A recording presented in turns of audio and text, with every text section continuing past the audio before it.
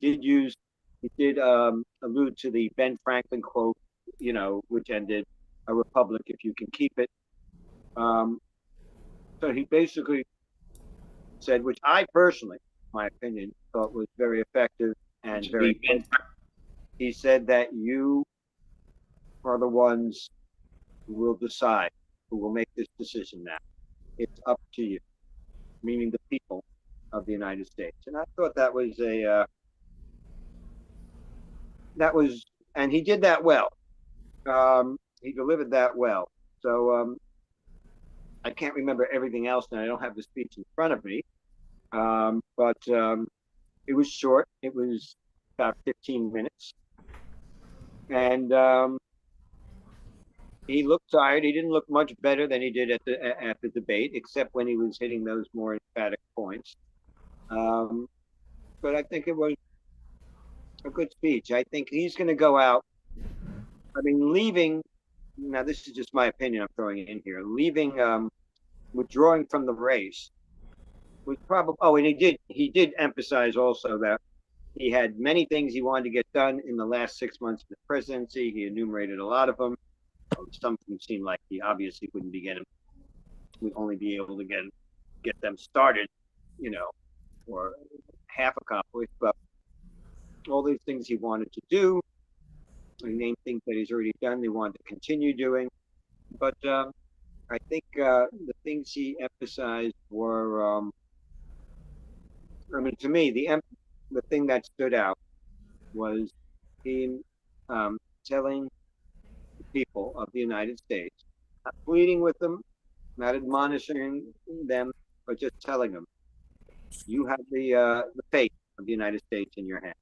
Okay, great. Mike, did he mention anything about the reasons he decided not to run for 2024? Towards the beginning, he mentioned that he wanted to keep on running, but he said he did what he did, which of course he's been saying this. Other people have been saying this. He said he put he would have liked to keep on going. He had things he wanted to get done, but he said the United States, the survival of the United States, was more important than any of his ambitions, any of his own personal plans. And he sees this as a battle at the upcoming election, as a battle for. He didn't mention the word survival. I'm putting my own term in there, if I may.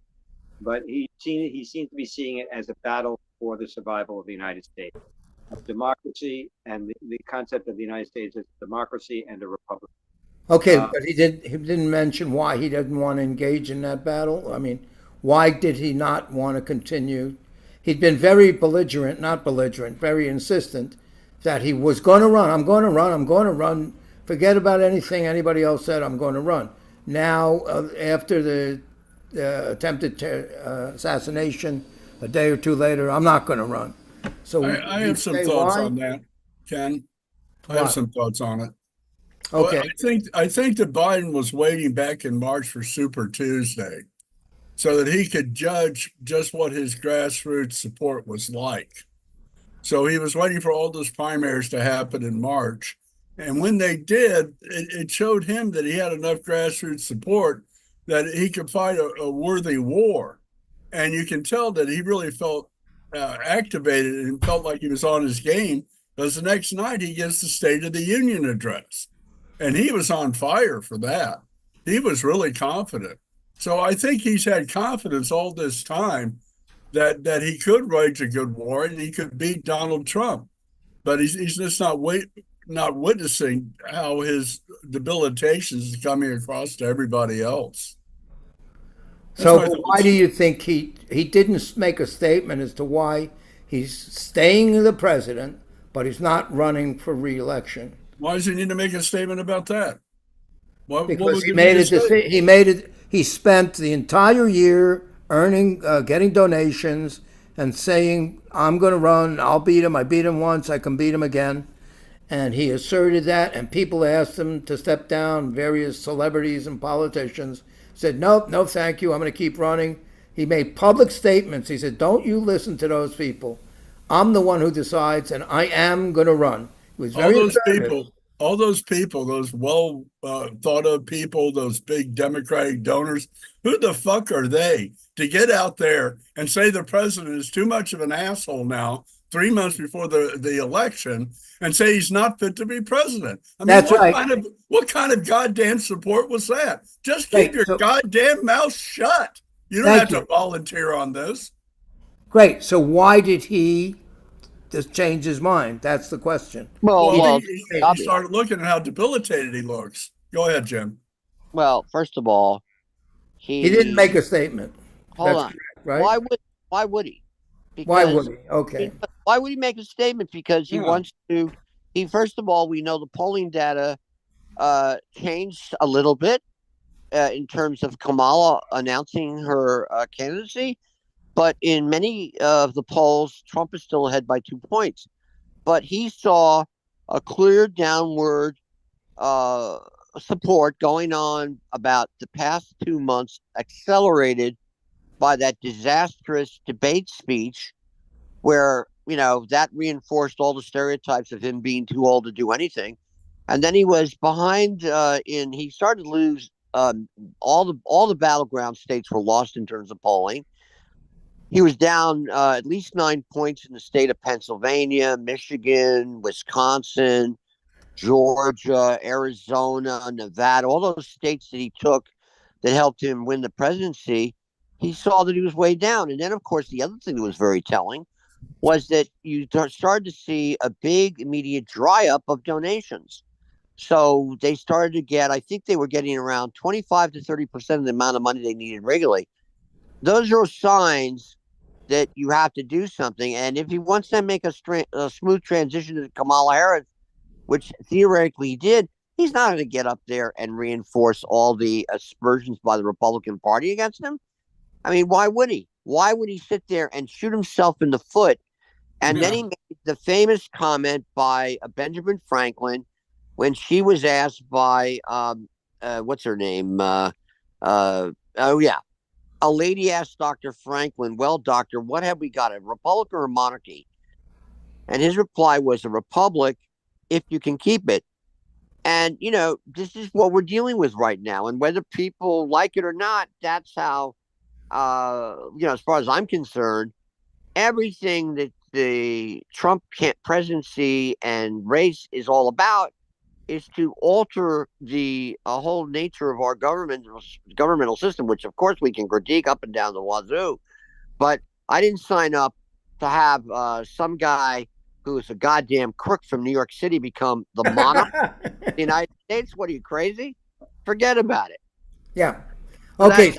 So you just told me why he decided not to run, but my question is why didn't he mention any reason? Well, why? But Well, that's fine. And you said he doesn't have to, and it would be self-degrading. why want to weaken?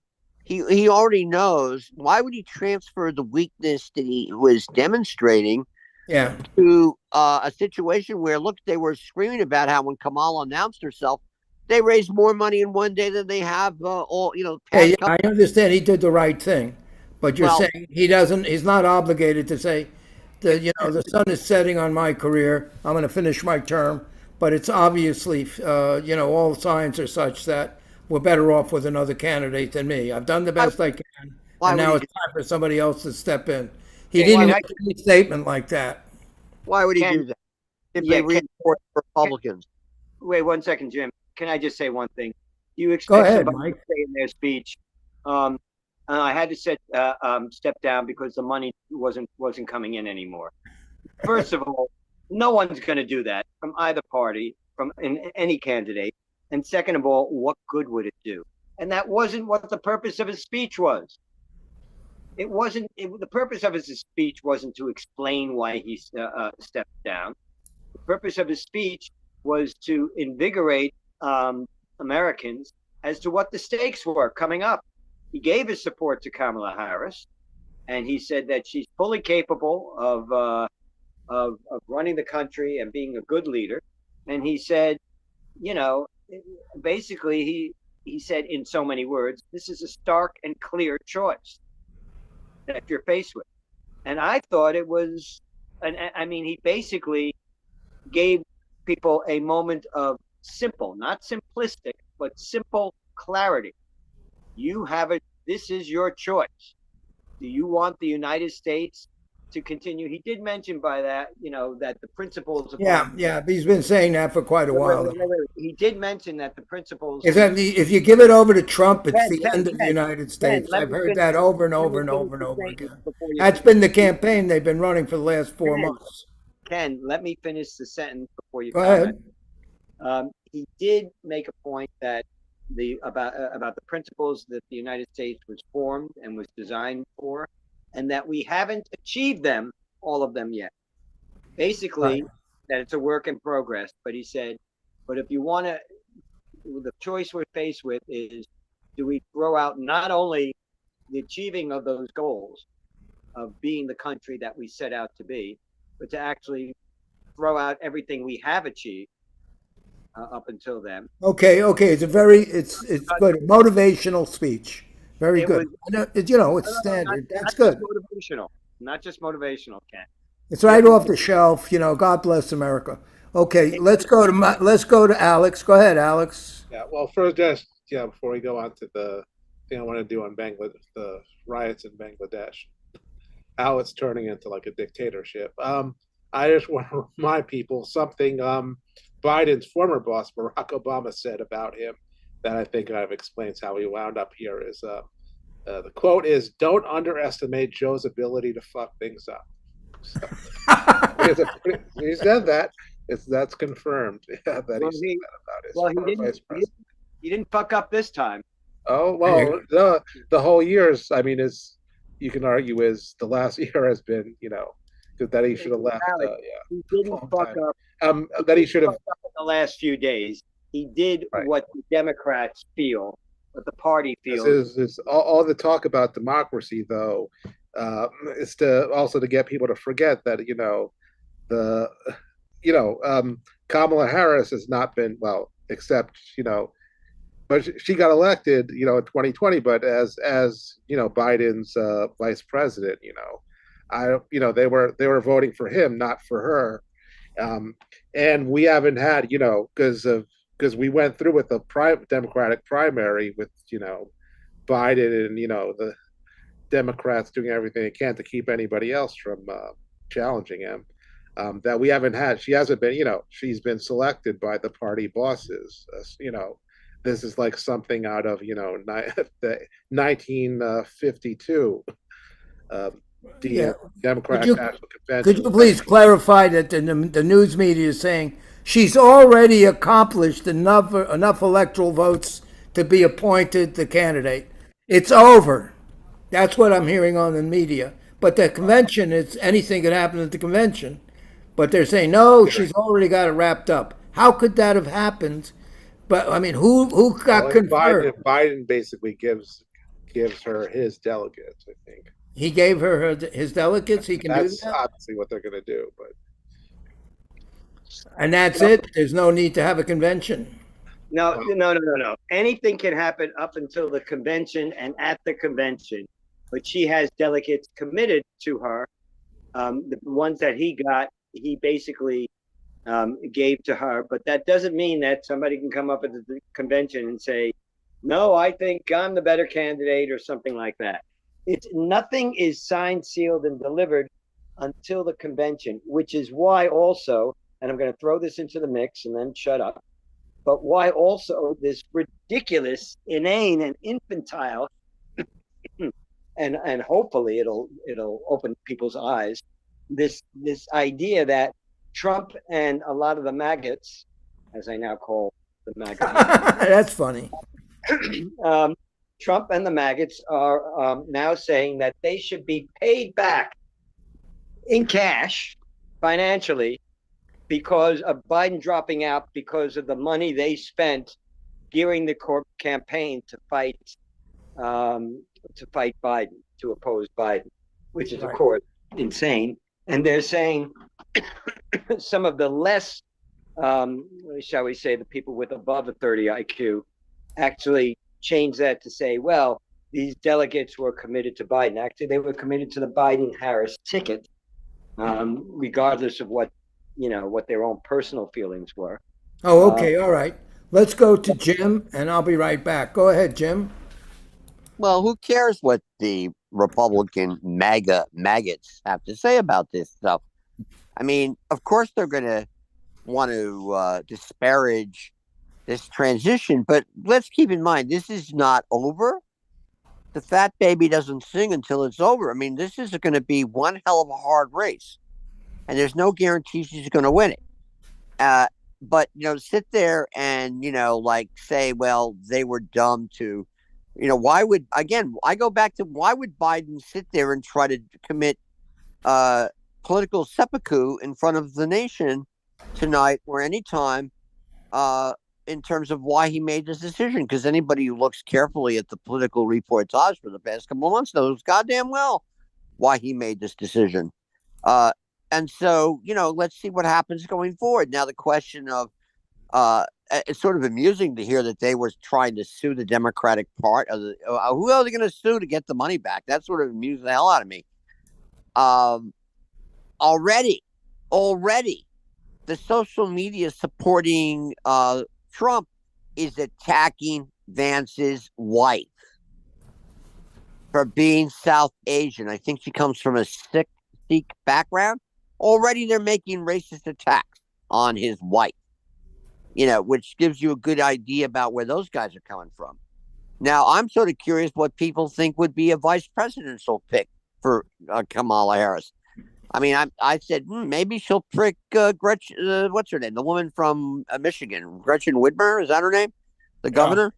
But Yeah. but on the other hand, maybe once she wants to balance it off with a white male from a battleground state like Michigan. The others, I think it's Wisconsin or Michigan. Yeah, Whitmer's from Wisconsin. I think there's a Whitmer's from Michigan. She's from Michigan. Then there's another guy who I think is the governor of Wisconsin, male. But I don't know if she's going to go so far as pick a gay governor.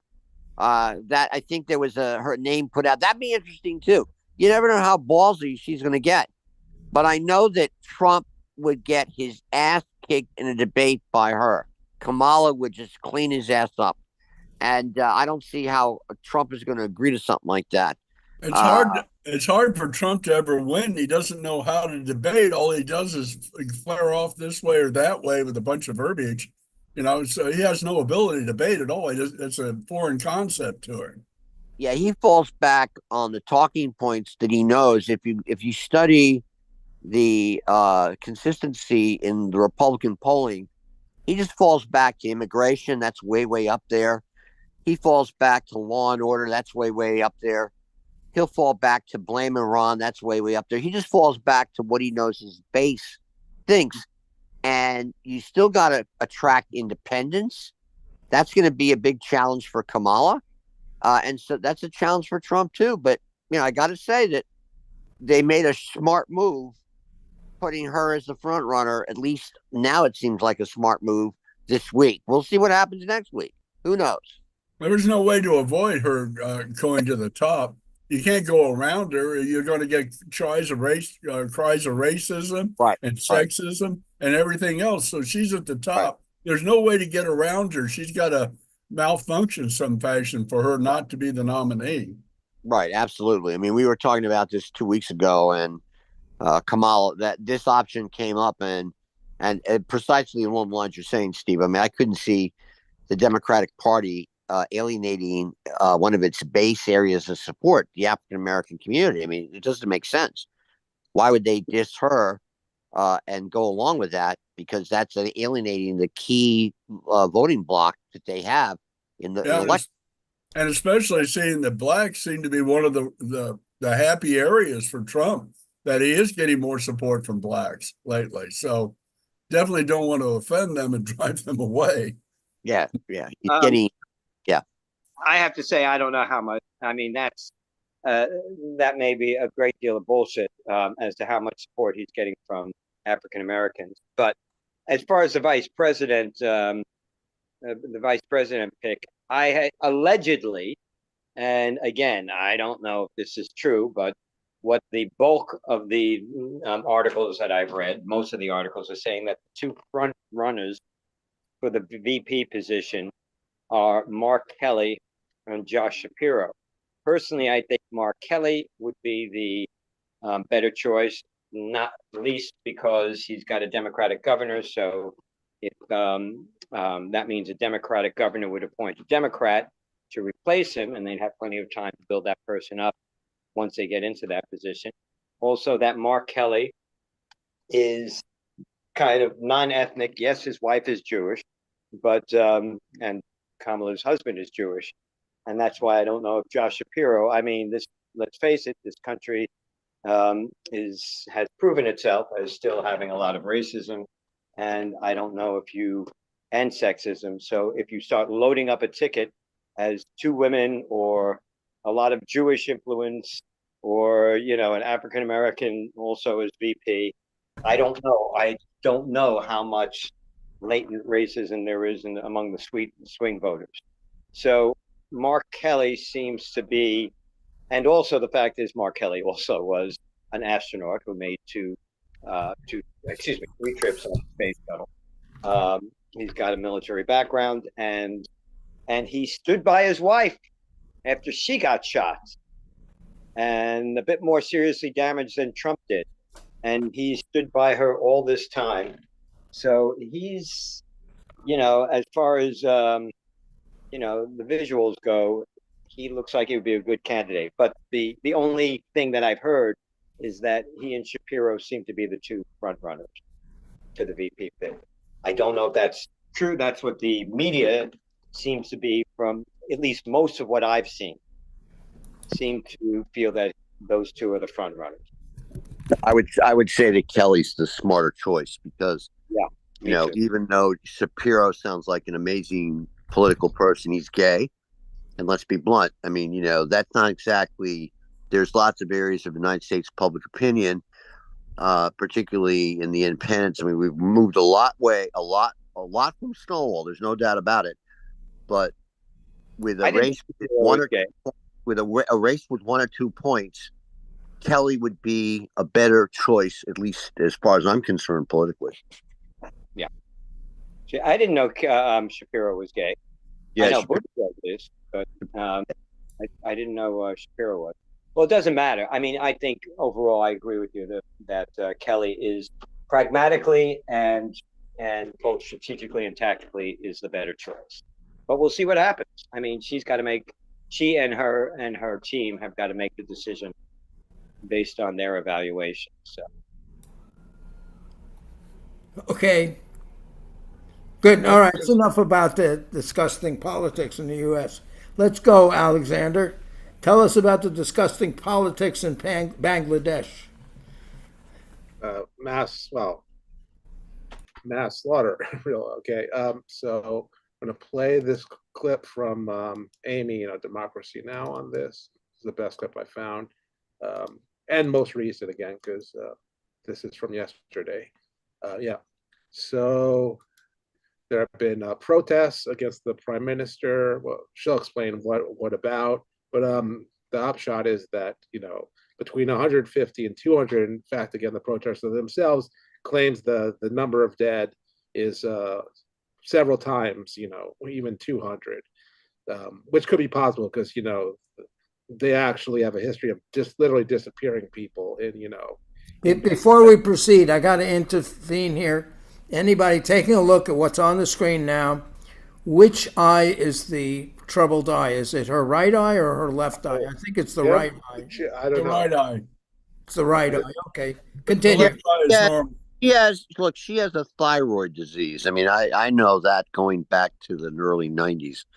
So it's just gotten worse. But anyway, I'm going to go to the update list right now. So you guys, I'll see you later. Probably I'll see Alex and Michael in a little bit, but I'm going to go start that up right now. The update list, what is it? Tell us what it is. Well, we're doing right now. I forgot that you were going to do this tonight, but we're going to do update on war in Ukraine, and we're going to go over the same stuff that you were doing now, except it'll probably be. I should have invited all these guys to come in at 8:30. That was my mistake. Okay, that's fine. All right, take it easy, guys. Adios. Thanks for being here. Bye bye. All All right. Okay, go ahead, Jim. Run it. Excuse me. From the government's crackdown on massive student protest has risen to at least 174, with more than 2,500 people arrested. Internet access across most of Bangladesh remained dark for a fifth day. Police and soldiers have been granted shoot-on-sight orders amidst a nationwide curfew. Protesters are seeking job security and higher pay and want an end to civil service job quotas they call discriminatory. The system was designed to set aside a portion of government positions for the relatives of soldiers who fought in Bangladesh's independence war against Pakistan in 1971. Joining us here in New York is Salil Tripathi. He is the author of The Colonel Who Would Not Repent, the Bangladesh War and Its Unquiet Legacy. He's on the board of PEN International, a contributing editor to The Caravan. Welcome to Democracy Now! It's great to have you with us, Salil. If you could start off by explaining what's happening in Bangladesh for a global audience who may not have been paying attention. Right. So we do have to go back to the 1971 war, in which hundreds of thousands of people died and a lot of Bangladeshi freedom fighters fought for freedom. In 1972, year after the war, And the war was between? The war was basically Pakistan was running Bangladesh. It used to be called East Pakistan then. And for about 9 months, from March 1971 to December 1971, the war lasted, in which hundreds of thousands of people died. And towards the end of the war, India joined in and helped liberate Bangladesh. But it was essentially a Bangladeshi victory for independence. Now, after the war, the Prime Minister, the first elected Prime Minister was Sheikh Mujibur Rahman, the father of the current Prime Minister, Sheikh Hasina Wajid. He decided that they must do something for those who had sacrificed so much for the country, and which was this job security program, that they would have prior access to jobs. Later, it became a kind of a jobs for the kin sort of an exercise. And therefore, their children, their descendants, their grandchildren kind of got that benefit in perpetuity. So there is an estimate which shows that the number of people who were actually involved in the war and could be called freedom fighters, maybe about 2 to 5% of the population. But the quota that was given to them was vastly disproportionate, at 30%. Now, Bangladesh has a jobs crisis. About 12% or so of the young people between the age of 15 and 29 are without jobs. A lot of other people are also looking for work. The men have to go abroad to work in backbreaking jobs in Middle East and Southeast Asia, and the women are working in the garment factories. So there's a lot of anxiety about job security. Government jobs provide that security. And a lot of people who are educated in all the universities want those jobs. And I think that's why there is a resentment that those who are not part of this category are not able to get it. And could you talk about why Bangladesh has remained mired in such poverty, one of the poorest countries in the world subsequent to independence, and how that has fueled the discontent of the young people? So it's an interesting question, because if you look at economic growth figures, Bangladesh is doing rather well. It has been growing at the rate of 6.6% a year. It will, by 2026, it is not going to be called a least developed country anymore by the UN. And it has made impressive gains in removing absolute poverty from about 12% about 10 years ago to as little as 5% now. So in terms of certain parameters, it's doing well. Its per capita income is higher than India's, but there is growing inequality, because there have been a lot of people who have become very, very wealthy. And some of that wealth is also partly because of corruption and nepotism. So the collective anger that you're seeing is over that inequality, lack of opportunities, and a perception that those who are close to the ruling class and ruling elite are getting all the benefits. And in terms for those people who are not familiar with the period before the Independence War, could you talk about the role of the British colonialists in the partition and the independence movements in the Indian subcontinent? Certainly. So Bangladesh and Bengal were part of the United Bengal till about 1905, when the British were in control of India.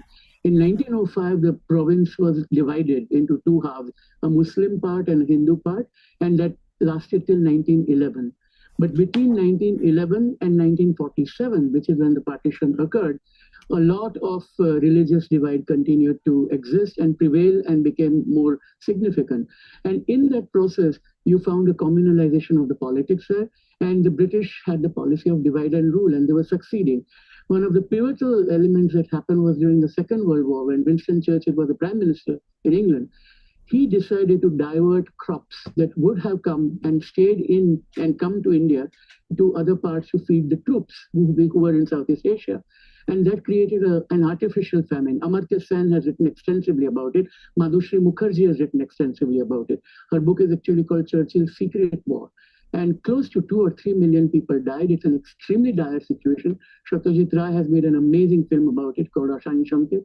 So it has been very well documented by artists, by filmmakers, by novelists, and that led to the impoverishment of the province. And then, of course, the partition takes place. Most of the Hindu parts do go to India, and most of the Muslim parts remain in Bangladesh, and poverty has been set in. Then, of course, you have the Civil War back in 1971. And after the Civil War in 1974, there is a very bad famine. And that also leads to further impoverishment of the countryside.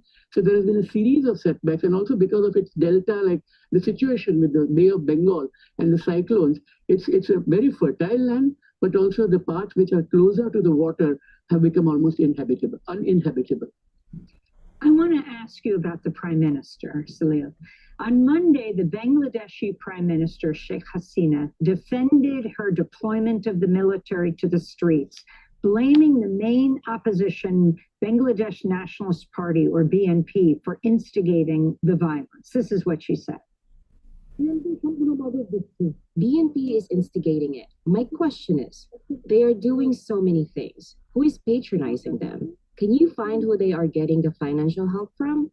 The most sensitive thing is the matter of the students. We must make sure that they won't get harmed. We have tried, by efforts of our police and all our forces. When arson terrorism started, the protesting students said they were not involved in it, and we condemn it. We don't want it. When they pulled off from the protest, I deployed army only then. I did not do it before the students pulled off from protests. Many want to tell me about deploying the army against the students. I was involved in student politics starting from the Dhaka University. I know what the army could do. So that's the Bangladeshi Prime Minister, Sheikh Hasina, her fourth time as Prime Minister in this more than, 50-year history of an independent Bangladesh. Can you explain who she is and also what's happening today? What has the number of people have been killed, the thousands who have been arrested, the number escalating every hour? Yeah, it's very interesting, her trajectory and her story, because she's one of the two sisters who were out of the country at the time when her father and almost the entire family were wiped out in the coup in 1975. And she remained in exile. In 1981, she comes back as the harbinger of democracy. People see her as a great hope. She works very hard with others, including her current rival, basically Khalida Zia, to work towards building a democracy. And they try to restore democracy. Democracy comes in. She gets elected in 91. She loses in 96. And then there's a period when she's out of power. And she gets elected again in 2008. Now, all of that period, there's a lot of goodwill about her. But once she is elected in 2008, the elections after that have been questioned. Opposition has boycotted 2 of the elections, and in the third, within hours of the launch of the elections, people started boycotting them. And the reason is that it was a lopsided election with booth capturing, intimidation of voters, bogus voters list, and so on. So she has perpetuated her hold, and her main rival, Khalida Zia, she has been under house arrest for 8 years. The one that she has been singling out, BNP here, she has been under house arrest for 8 years. She's critically ill right now. I believe she's in a critical care unit at a hospital. So to imagine that she is in charge, her son, who could be her successor, lives in exile in London. So to imagine that she is somehow manipulating or choreographing an entire protest movement against Hasina is, well, a nice theory, but I think it's a nice narrative. But it's very hard to establish that it is really the BNP which is at the forefront of it, or for that matter, the Islamic Party, Jamaat-e-Islam, which has never won more than 12% of the vote in Bangladesh in 1991, and in the elections since, never more than 6 or 7%. So it is not a very popular, large force. Of course, in the subcontinent, you can fill a crowd with 100,000 people anytime because it's a highly populous region. But it's 100,000 out of 180 million. And that's the way to look at it. So it's obviously she would want to say that. She would want to portray it as a continuation of past struggles, but it's highly debatable.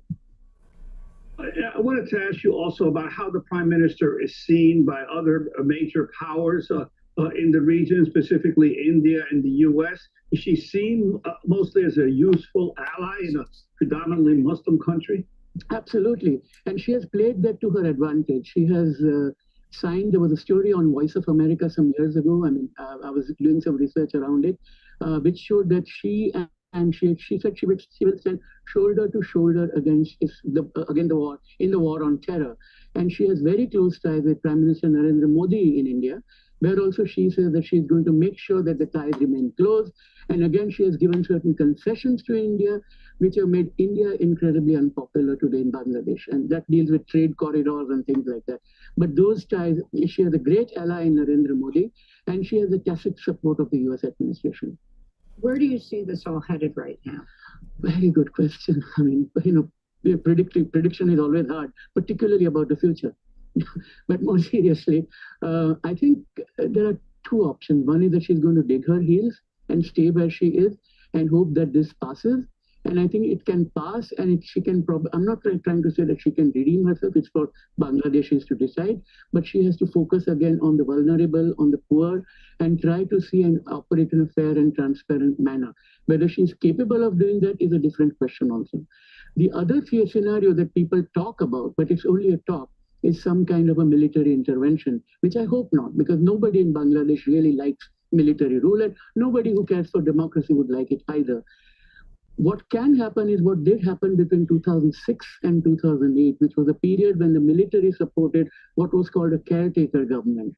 This was a government of people and economists and bureaucrats and academics and so on, who tried to help ease the transition to power. And she won after that. The election that she won in 2008 was because there had been a caretaker government in place.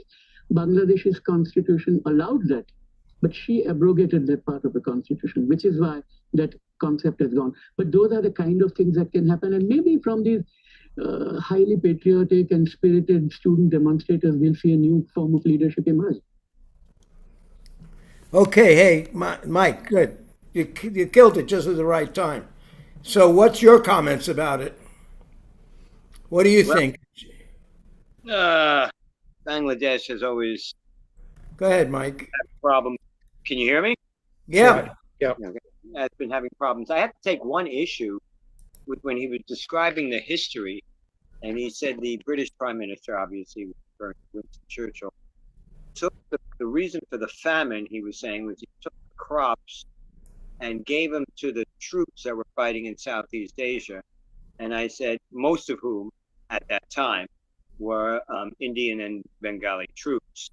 And he was fighting a nip and tuck war against the Japanese, trying to prevent the Japanese from invading India. And I would want to ask him, I'd say, well, if the Japanese army, the Imperial Japanese Army during World War II, would have invaded India, how much of the food do you think would have gotten to the population then? I mean, they were in the middle of a war. But the fact is, there were other reasons for the famine. But him putting the blame on feeding it to the troops was a little ridiculous in my opinion.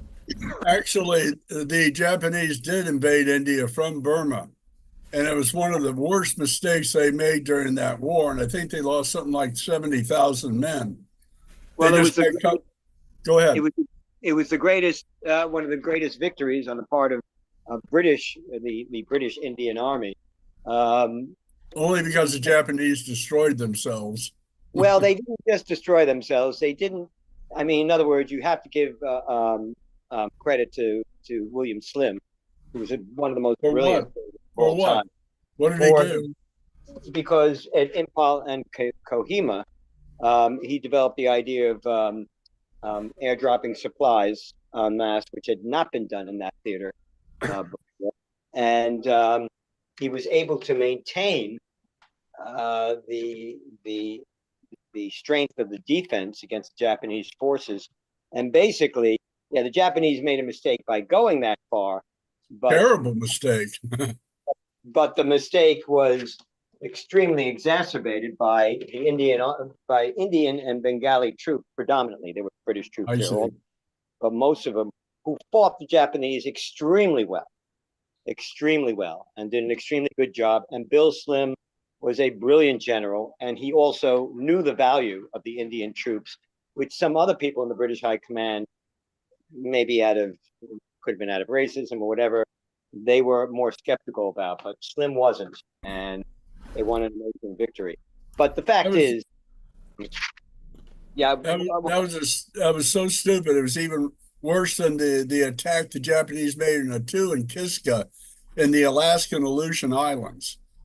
The two of the most outstanding stupid moves on the part of the Japanese. They couldn't have shot themselves in the foot worse.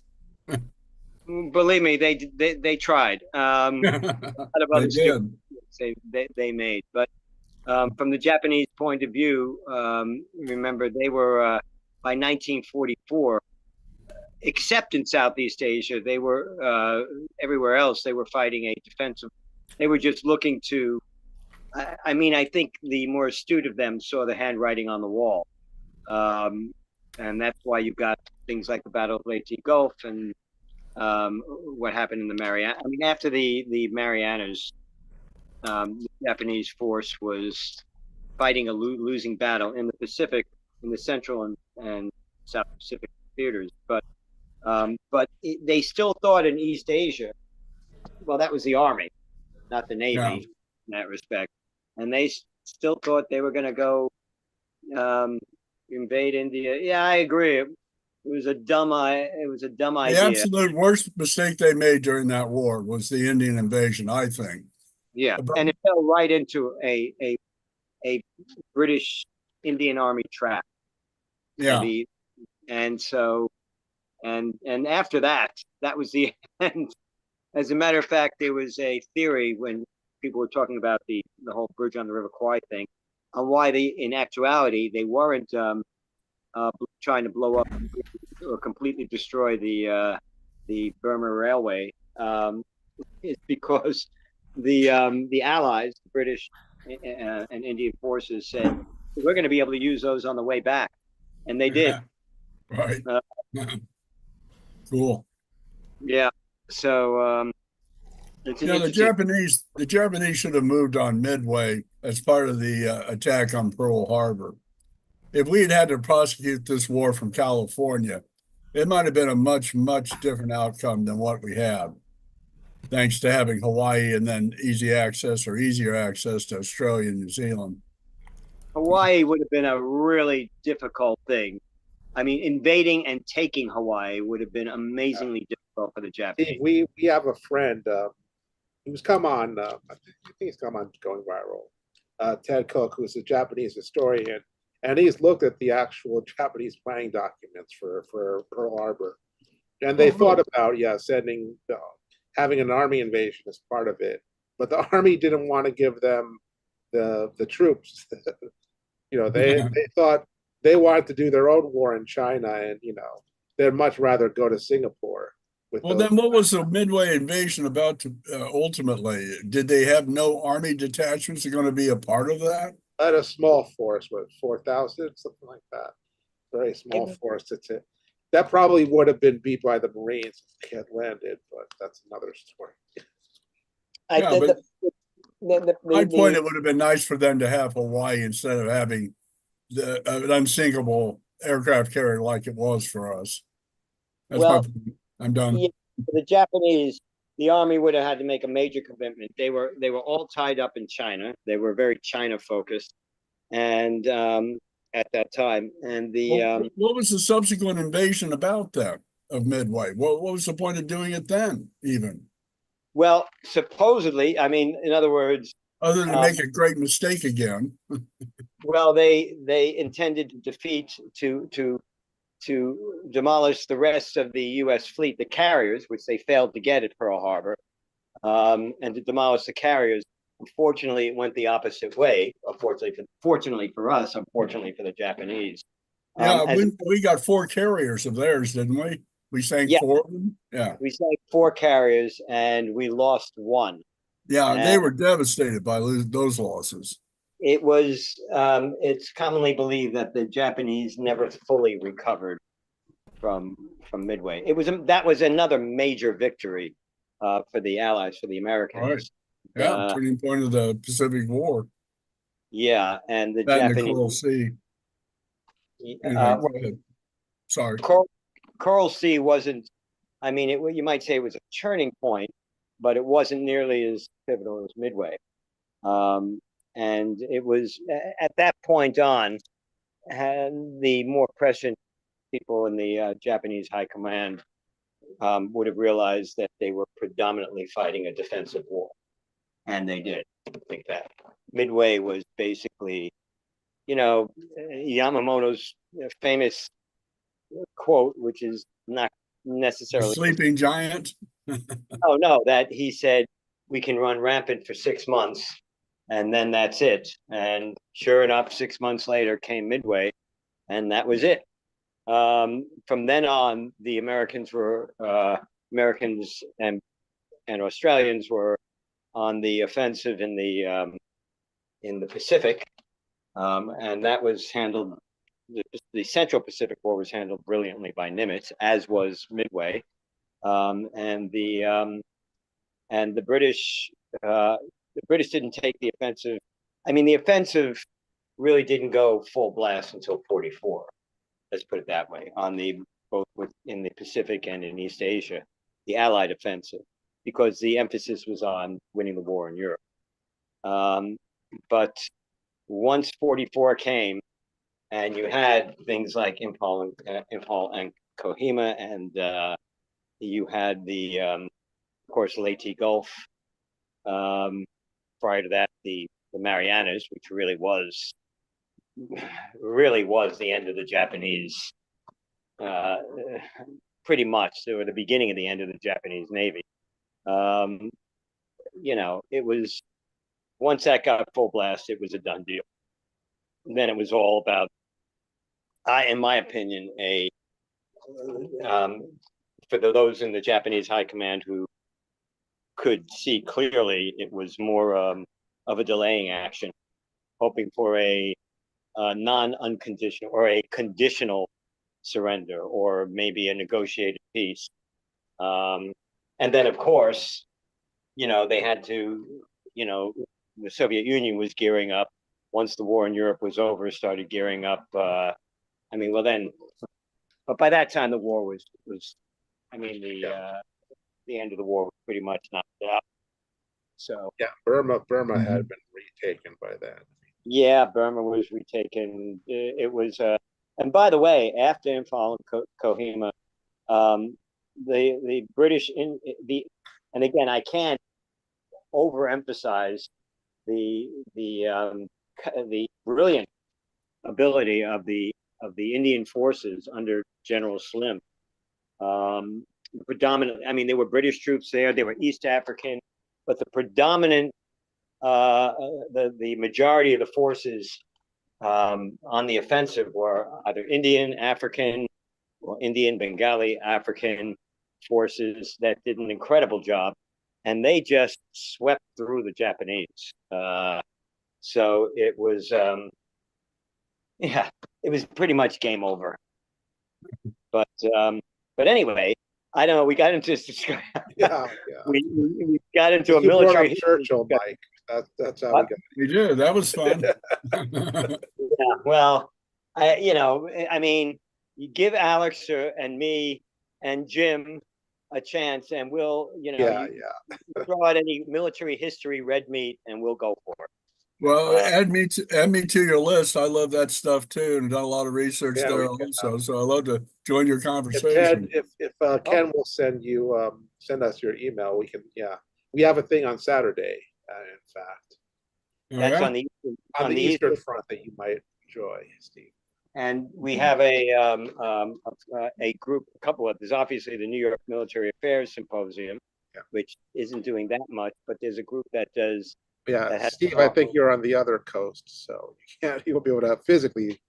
I'm in Los Angeles. Some in person talks this. But we can have sent to him connect him with Greg. Greg Smith talks, which he does on military history. Yeah, he had one last night on American tanks, which I missed. Yeah. What did you go, Mike? American tanks all the way up to an Abrams? No, No. World War II tanks. Greg does exclusively. Oh, just Shermans. Yeah. Oh.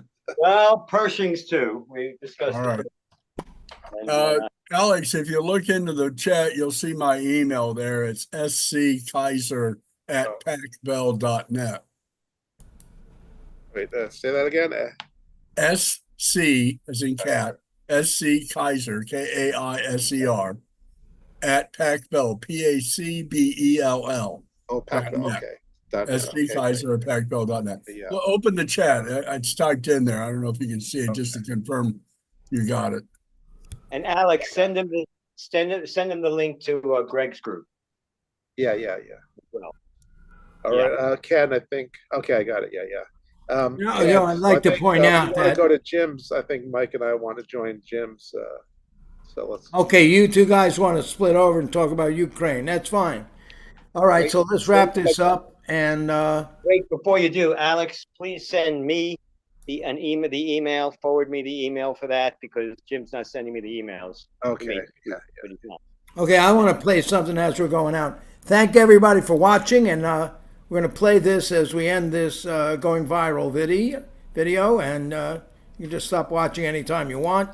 But here it goes. Let me see. Where is it? Damn. Oh, I see. I got to do this first. And now I can do it. What can be unburdened by what has been. What how long would we have to watch this? Unburdened by what. Okay, 1 second. I've got to handle this right. There we go. Here's this, and there's that. Where is it? Where is your baby here? Oh, there it is. I think that's it. Say that.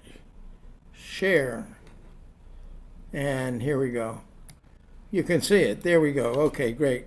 Could you guys explain to me what this means? Has been. What can be unburdened by what has been. What could be unburdened by what had been. What can be unburdened by what has been. It's beautiful. What can be unburdened by what has been. It's what beautiful. Can be unburdened by what has been. What can be unburdened by what has been. What can be unburdened by what has been. Unburdened by what has been, believing in what can be. What can be unburdened by I don't think we can watch what the can full. be unburdened by what has been. What can Another be 3 minutes, please? unburdened by what has been. What can be unburdened by what has been. What can be Just make sure that we're live across the unburdened by what interwebs. has been. What can be I like the background. unburdened piano. by what has been. What can be unburdened by what has been. Love the What mask. could be unburdened by what had been. What can be Now, I've been involved, as unburdened everybody by knows, what has been. What to some degree in metaphysics for a while. I can't figure out what that I think it's obvious she's been what burdened can by be something what can She's be been is burdened unburdened by by what has been. What does that mean? Right. She's been burdened by something that has been. We have no idea what has been or what the shape of her burden is. It's out of context. We need more context. It's not Camel Harris. Kamala. It's Kamala. Like Pamela, it's Kamala. So Yeah, with it's a not K instead of a Camel P. burden. So what does it mean? Well, she's obviously burdened by something that by occurred what in has the been. past. We have no idea what that is because it's out of context. Repeatedly, about 20 times. She's burdened by something that occurred in the past.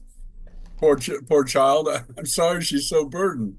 I'd like to unburden her, but we got to know what it is first. Well, sometimes she just really, really reminds me of, oh, geez, I'm forgetting the name. I guess I'm getting Bidenomics. Professor, I just came to me. Professor Irwin Corey, if anybody ever remembers seeing him. Professor Irwin Corey.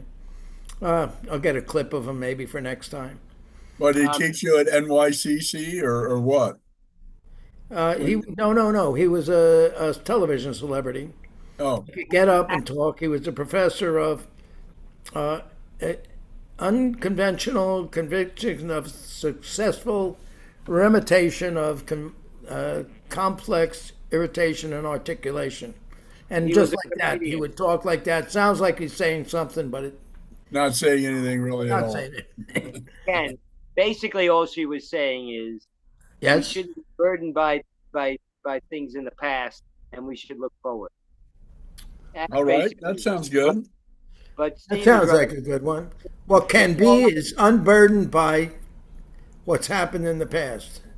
Mm-hmm. And Okay. Honestly, it's a phrase she likes to use for whatever reason, since they have her doing it like 20 times on this video. Well, we'll see if it comes up again. Whatever. Okay, thank you guys. That's Okay. it. We're Thanks, done. Ken. We're going. Oh, are Run you over gonna- there to Jim's. Find out what happened in the Ukraine. I think somebody might have gotten hurt somehow. and Oh, Ken, I had one This is other next. question before you go. So whatever's happened in Bangladesh, it's got anything to do with the United States at all? Did we miss it? Did I miss it? Well, Bangladesh is an important country. Why is Bangladesh that? makes a lot of our, like China, they make a lot of our, and India, they make a lot of our clothes. So something, if it's going to disrupt their economy, like, that. Oh. I have an We're interesting dependent fact on them about for the scarves that come from Bangladesh. What kind of clothing? well, Everything. first of all, They have a very big garment industry over there. Yeah. Because of the work. But it's not big enough. There's a lot of. There's so much less than. It's not big enough because there's lots of unemployment. So we should go out and buy Bangladeshi sneakers. Or whatever. That could help. Yeah. I have bought Bangladeshi clothes in the past. I didn't know it was Bangladesh until I got home and saw the tag, Yeah. and then it worked fine. I've got an interesting fact about them. Bangladesh is the size of Wisconsin, Huh. but it has Yeah. more people living Right. in that small country Very densely. than populated. all of the Russian Federation. There Yeah. are more people in Bangladesh than there are in the entire Russian Federation. 166 million people in Bangladesh, 161 in Russia. That Yeah. was like 10 years ago. So obviously Astonishing. What? they do not have a problem with fertility. No, Well, they have a be like growing- 3 or 4 growing times. population. Yeah. 3 or 4 Yeah, children also- per woman. It's the May I delta also of the add in Ganges here River. May I also add in that nothing, you can be concerned about something that doesn't affect the United States directly. You can be concerned about what's happening to other people elsewhere. It's allowed. You sure? Not Have you really. got- No. I wasn't asking you have that. Of course you authorization? can. May I not totally agree. I was trying to say, I was asking Alex, he's an expert, like, why is it our fault? Well, It's they not weren't extreme saying it wise, was our fault. I mean, well, except in the sense that, if you think the prime minister is, not doing good things, we are supporting her. There you go. See, we found See? it. You can There's the find it. button. It's Well, our no, fault. again, she's also, she's It's our too, fault. she's too close to Modi, who's basically a fascist and a racist. Well, I didn't really pay much attention to it, but there's a premise there. There's a concept, which is what they should be governed by a democratic government or a democratic republic. They are. They're The the, kind of largest, governance that they need. they're the largest democracy in the world, Ken. Haven't you heard? Just ask. I thought it was India. Yeah. Aren't you talking about India? India. No, we're talking Talking about about Modi. I thought you were talking about India. Yeah, No. Yeah. No, talking about Bangladesh. Well, okay. no, Modi They're is much smaller. the Indian prime minister. Yeah. I They're just not don't think like I just don't think communism works everywhere, or capitalism, or democracy. You can't have a one rule for all countries. It doesn't fit everywhere. Where does communism actually worked- do it's fit, worked Ken? in- You know? Where does it work? Where's communism work? It's been fairly effective the last 50 years in China. If you think you might And be a Vietnam. communist, let me invite you to go to North Korea. And if that doesn't scare the absolute shit out of you, Oh, well, that- maybe you found the that- right place to be. I wouldn't call North Korea communistic. It's just a It's monarchy. psychotic. Monarchy, basically. It's a monarchy. It's feudalism. It's insanity.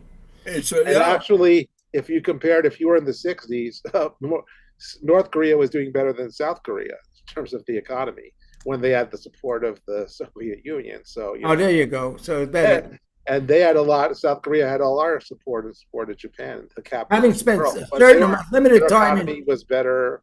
limited And that was time after in we China. basically destroyed the whole country in the 50s. Well, I spent a limited time in China, so this is anecdotal, but I got respect for the government, the way it's run. You got to take the reality. It's 1.5 billion people. It's a vast society, and it was like a third world country. Now they got satellites. Now they got bullet trains. Now they I got tell you, vast. And they Population doesn't work. have satellites. Yeah, they got satellites. They got lots He of means in space. I mean, in other words, space. they've got probes on the dark side of the moon. I don't know if you've heard. That's Yeah. right. The Chinese are kicking ass. That's Now, right. let me tell you my experience. I was there in '92. It was like the 18th century. You buy a rick of wood for your potbelly stove so you're warm during the night. I Right. came back 9 years later, right after 9/11 in 2001. It is transformed.